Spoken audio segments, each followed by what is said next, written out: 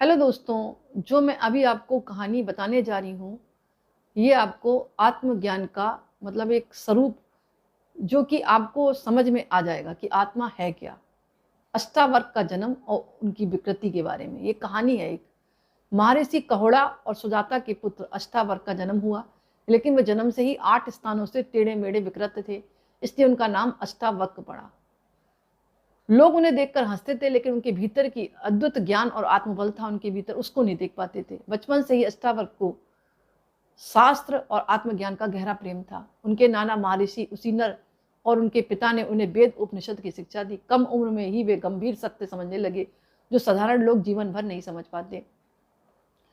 मिथिला के राजा जनक उस समय विधेय शरीर से परे रहने वाले कहलाते थे। वे सच्चे ज्ञानी और खोजी थे। जनक ने बड़े बड़े ऋषियों और पंडितों को बुलाया, लेकिन अष्टावक्र जो मात्र 12 वर्ष के बालक थे, वे अपने आप वहां पहुंच गए। दरबार में सब देखकर उन्हें हंसने लगे, क्योंकि ये टेढ़े मेढ़े बालक के रूप में थे और उनको देखकर वो हंसने लगे। बोले, ये ज्ञान सिखाएगा।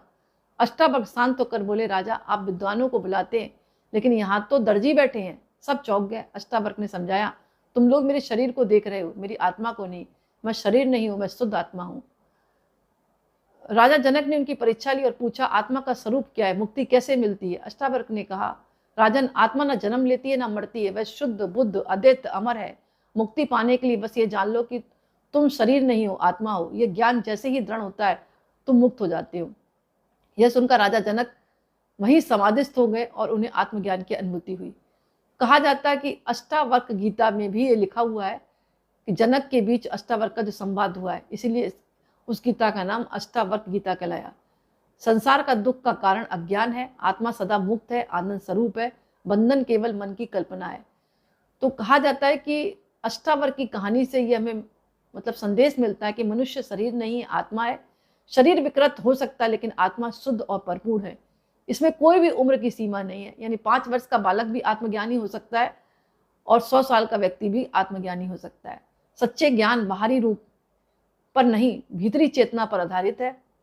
मुक्ति तुरंत संभव है जब हम समझ लें कि मैं शरीर नहीं, बुद्धि नहीं, बल्कि शुद्ध आत्मा हूं और ना ही मैं मन हूं। सच्चा ज्ञानी वही है जो अपमान और प्रशंसा में सम्मान रहता है, क्योंकि वो शरीर, कोई किसी का अपमान करेगा तो शरीर का करेगा ना। अब उसने पहले से सोच लिया, मैं शरीर भी नहीं हूँ, मन भी नहीं हूँ, बुद्धि भी नहीं हूँ, शुद्ध आत्मा हूँ, उसका क्या अपमान होगा। तो अच्छा सच्चा ज्ञानी वही है जो अपमान और प्रशंसा में भी समान रहता है। तो ये जो है अष्टावक्र गीता में सब कुछ लिखा हुआ है। अगर जो व्यक्ति पढ़ता है तो उसको वास्तव में आत्मज्ञान होता है। और अष्टावक्र की कहानी हमें ये सिखाती है कि आत्मज्ञान पाने के लिए न उम्र मायने रखती है, न शरीर की